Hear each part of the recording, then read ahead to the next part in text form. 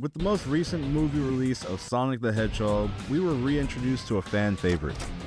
The Lord of Edginess, the undeniable king of YouTube rock AMVs from the early 2000s, Shadow the Hedgehog.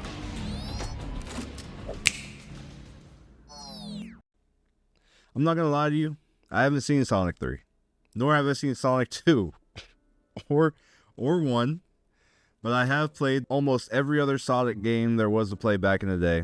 The classics like Sonic Heroes, Sonic Rush, Sonic Adventure 2 Battle, and yes, even Sonic 06. I actually used to love that game. I know it was hot trash coming back to it, but I was young. I didn't know any better. Come on. But enough of the foundation that is Sonic the Hedgehog. Shadow brought a bit of spice, a bit of flavor to the good-natured adventures of Sonic and flipped it on its head. Shadow the Hedgehog, the game, was probably the biggest departure we've ever seen from a Sonic game. Like what the hell?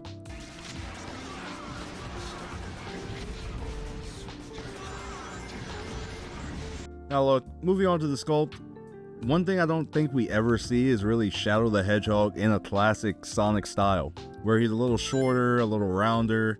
Nowadays Sonic is a little taller and slimmer. I wanted to show Shadow in the classic style because I don't think we've ever seen him portrayed that way, and I thought it'd be fun.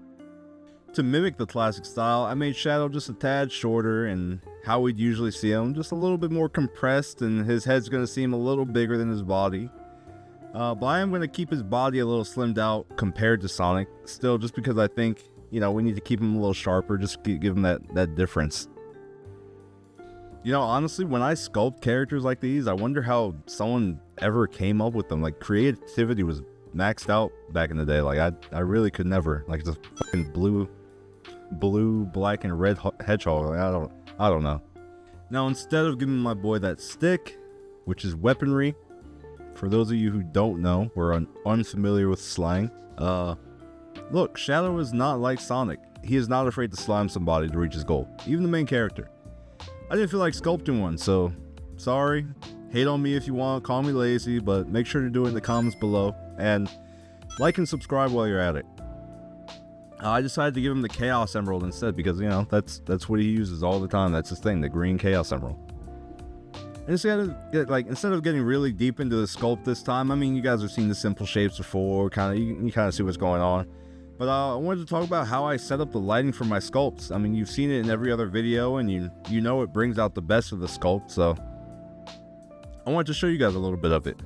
I'm not going to go into too much detail, but this is a quick example of how adding key lighting or the main light, my fill light, and some rim lights in the back gives Shadow a much better presence and final look. The Chaos Emerald is an important item in the universe, so I wanted to emphasize its importance and power with its own glow. Alright, this one was a little bit of a quick one. I did try to go for the shorter style, so he probably looks a little weird to me to what I'm used to, but I think I kind of embodied the style pretty good, and I'm happy with it. I've really been appreciating the support on all the videos that you guys have been commenting and telling me what you want to see next. But anyway, here's the final product. So let me know what you guys think and hit the subscribe button if you'd like to see more.